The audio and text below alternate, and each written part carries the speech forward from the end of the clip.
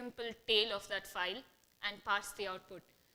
So here you need another gem called require file tail, and information about this is also available online. What this does is, this is what you use in your Unix, your regular Unix. It's a Ruby gem version of that. So here the variable parameters are just the address, is where I'm putting the file when I'm collecting the measurements, the statistics from the OpenFlow controller.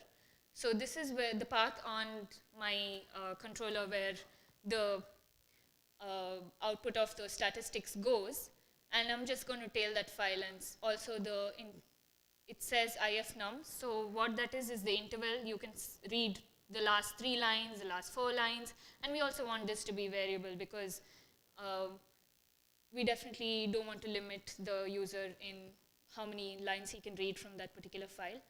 So it gives us around 7, 8 outputs, and it doesn't come to me immediately what they all are, but this one and this one were the units, and that's why we have it in quotes, because that's a string, and these are numbers. So this is the instantaneous throughput, and this is the throughput.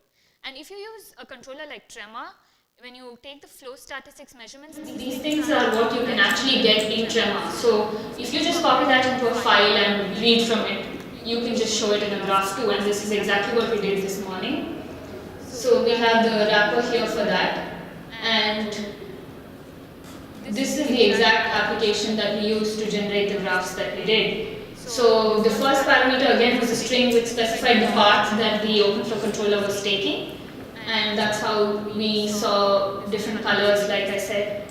And these colors are actually based on alphabetical order, so you can specify whatever output you want in your log file and just show it as graphs. This is the OEDL script, and again, it's very, very similar to what we just wrote. Actually, it's even simpler than what we just wrote. So it just uses one of the controllers, and again, you can do this for several controllers. And the only thing you have to make sure is when you're running the controller, you just put that output into a file and collect those statistics. So here we defined two graphs. Both of them are line charts, and in one case we graphed the instantaneous throughput, and in one case we graphed the cumulated throughput. So just before running the demo, we moved the graph over to the plan window so you could see the instantaneous throughput and the throughput alongside each other. And again, we grouped by the path type, so you can see different colors for the different paths. These are all variable parameters that are specified here. So these are the measurement points that we specify in the script. Any questions?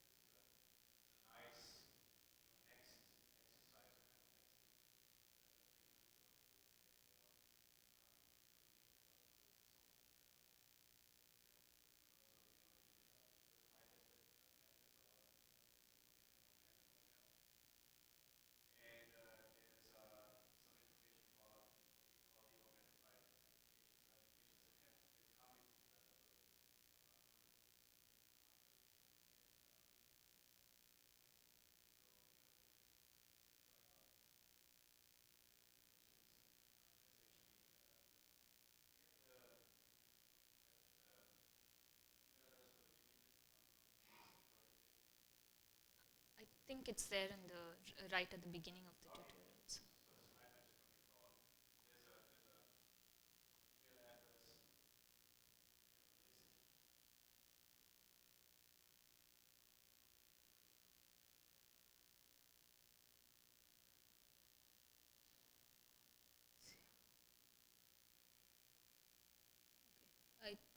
I can add it to the tutorial page.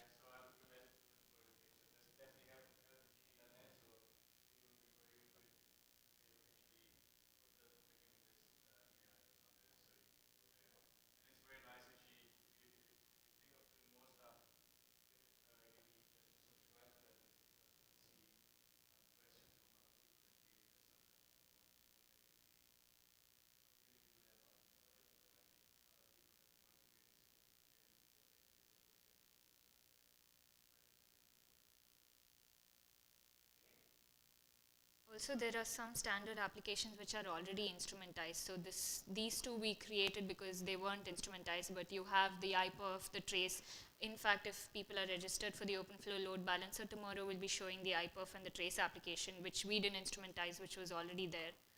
So yeah, most of the standard applications are already instrumentized. So if you have any questions about what is instrumentized, you could send an email to the mailing list that Professor just mentioned, and we can help you out.